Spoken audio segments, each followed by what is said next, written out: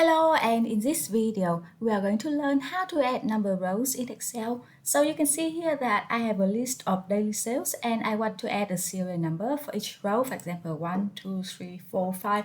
Now, usually we could insert the first two number rows and then double click to autofill down the subsequent rows. But there's a problem with this approach. If I want to insert an extra row, for example, like this, 3, 4, 5. And you can see here that the serial number does not get automatically updated.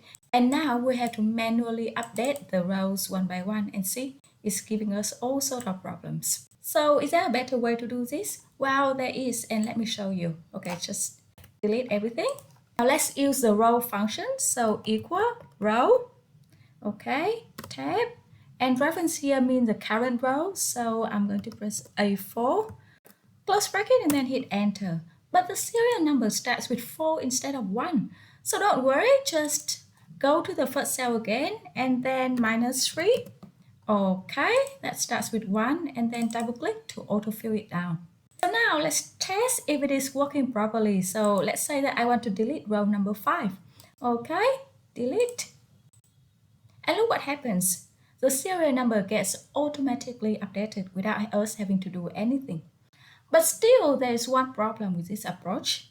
So if we want to delete a row, it will get automatically updated. But what happens if we want to add an extra row? For example, I want to add a row below row number 3. All right, insert and see what happens.